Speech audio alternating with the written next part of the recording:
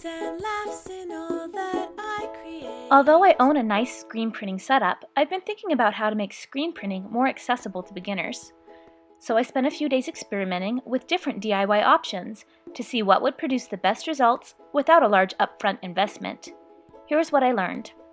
I tried several different synthetic fabrics, including netting, nylons, and chiffon. The netting and nylons left a noticeable weave pattern. The chiffon made the edges fuzzy. I got the crispest results and most detail when I used organza fabric. I tried stapling the fabric to old picture frames. That worked, but removing the fabric later was a hassle and distorted my screen. I found that it was easier and more economical to use an embroidery hoop. Place your fabric in the hoop and tighten, pulling the fabric taut. We don't have a lot of fabric stores around here, so the only organza I found had occasional glitter specks. I had to carefully remove the glitter with a pin before inking. To transfer the image, I printed my images and then took them to be Xerox copied.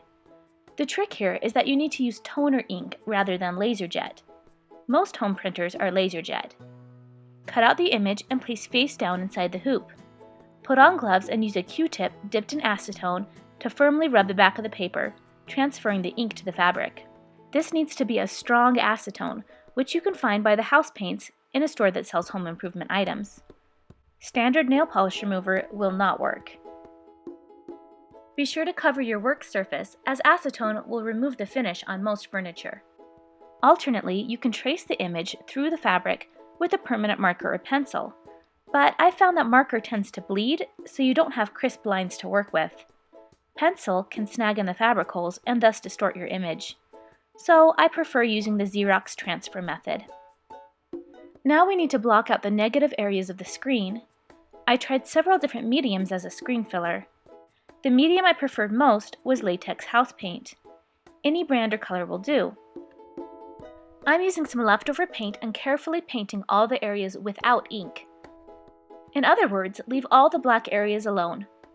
The ink will seep through any parts that aren't painted, creating your image. So it's important to cover it well. Nevertheless, you can expect that the first print you make will have a few small pinholes that you missed. I recommend letting the paint cure overnight since you'll be rinsing it with water later. Another popular medium is ModPodge, but it presented some problems. First, it goes on slightly white and dries clearer, making it very difficult to see exactly which areas you've covered. Secondly, when you rinse out your screen for repeated use, the ModPodge tends to soften and get a little gummy. If you only want to rinse and reuse your design a few times, it will be okay. More than that, and your image begins to disintegrate. I experimented with a few different inks. Here I'm using Speedball screen printing ink. This is the ink you'll want to use if you're printing onto a fabric surface because it's washable. Put a few stripes of ink at the top of your screen.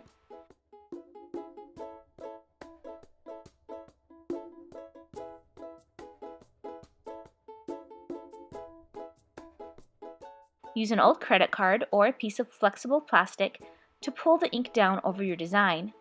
You want the excess ink scraped off of the image.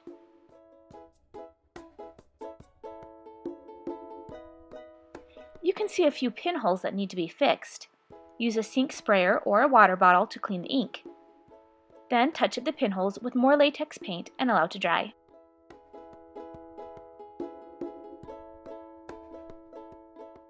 This print looks pretty good, but I also tried Speedball block printing ink and Liquitex heavy body acrylic to see what results I'd get.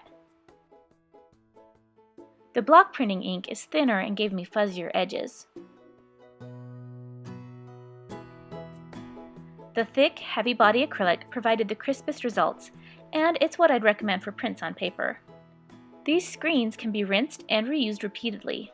You can remove your screen and store it in a file folder, then reuse the hoop for new designs. I don't feel afraid to innovate. Don't miss a chance to be creative. Don't. Why don't I try this at home? Try this at home.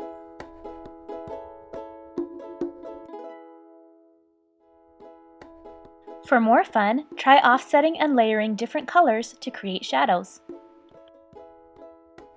I hope my screen printing experiments have helped you get started in DIY screen printing. For hundreds more crafting tutorials, please visit my website at madebymarzipan.com. Try this at home.